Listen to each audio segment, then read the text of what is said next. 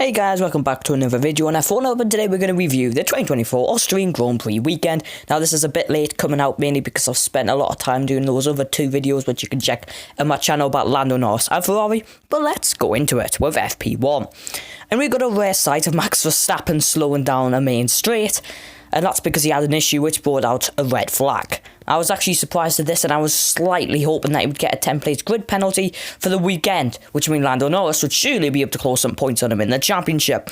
However, the red flag helped Max Verstappen get back anyway, and it came out to top the session. His lap time a full 2/10 quicker than the Papaya McLaren of Oscar Piastri.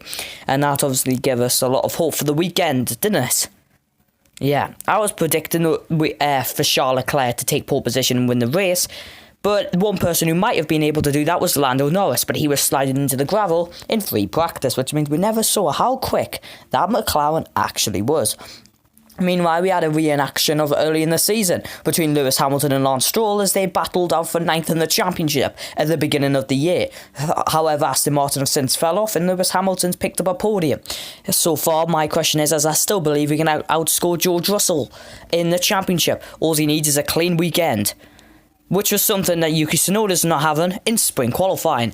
The RB driver spun off on his last SQ1 lap and let the door open for Daniel Ricciardo to finally outqualify his Japanese teammate. Despite that though, he still didn't quite manage it. And then I nearly died of a heart attack when I found out Logan Sargent had made it through to SQ2, whilst his teammate Alex Albon had been outqualified by 0.2 of a second.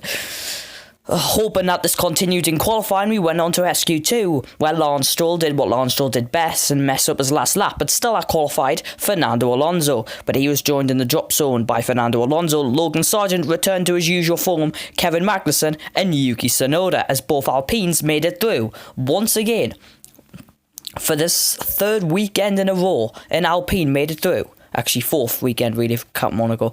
Then we went to SQ3 and Charles Leclerc got 2022 PTSD when his Ferrari stopped in the pit lane before he went out to his lap. It was a bit of a mess, to be honest, but it still went Max Verstappen's way, who was 90 thousandths quicker than his rival Norris, with Piastri, Russell, Sainz, Hamilton, Perez, Ocon, Gasly and Leclerc completing the top 10. Heading into the sprint, Max Verstappen cut off Lando Norris, who once again decided not to get a good start, with Oscar Piastri challenging him around the outside. And it was pretty clean through the opening two corners, with Verstappen clearing the McLarens as Carlos Sainz pulled off an amazing move on George Russell, which left the two Mercedes dueling each other and Carlos Sainz. Then we will walk up when Lando Norris sent it on Max Verstappen on lap 5 and took the lead of the sprint. However, this is Max Verstappen, and he knows how to overtake at that corner. He also knows how to get overtaken at the very next corner, so Verstappen decided to correct that amendment and get past Lando Norris, who foolishly let the door wide open. So Verstappen took the lead, but thank God it couldn't get any worse for Lando Norris. Until it did, once Oscar Piastri went past, and from that moment on I knew this race was won. Oscar Piastri is an amazing talent, but let's just face it, his race pace is absolutely atrocious. Meanwhile, Fernando Alonso and Nico Hülkenberg came together, which earned Hülkenberg a post-race penalty. And from that, nothing really happened in the sprint. It was a good sprint, better than Miami, but apart from that, nothing really happened. So let's go on then to the finish, where Max Verstappen won the sprint. Oscar Piastri held up Norris by 4 seconds to finish in second, with Norris in third, and Russell, Sainz, Hamilton, Perez completing the points. Speaking of Perez, he's in danger as we head to Q1 in qualifying, with Albon being knocked out and Logan Sargent returning to his usual space again. Lance Stroll also returned home, but getting qualified by Alonso. We then headed into Q2 when the Alpines were out, with Daniel Ricciardo out-qualifying Yuki Tsunoda, along with Gasly, Magnussen and Tsunoda all out in that second part of the qualifying, along with Albon in 15th. So we headed in Q3 and nothing actually happened. Verstappen took an easy pole position until Charles Leclerc, who might have paced the challenge to the top 3, decided it was time to go to the gravel and completely mess up his lap. That was a disaster for Charles Leclerc, as Lewis Hamilton and George Russell were still on laps that were good enough to go ahead. And we had the same top 6 as the sprint qualifying until Oscar Piastri's lap got deleted. Let's just hope for McLaren and Oscar Piastri's sake that this doesn't come crucial come qualifying. Personally, I expect Max Verstappen to go off into the distance and dominate the Austrian Grand Prix. As I sit here on a Sunday morning, can Lando Norris really take the fight? Oh boy, he did. Verstappen once again got an epic start, and Lando Norris once again fumbled it, which left George Russell in third with an opportunity to do what he did in Spain. He never got quite the run though and had to settle for third.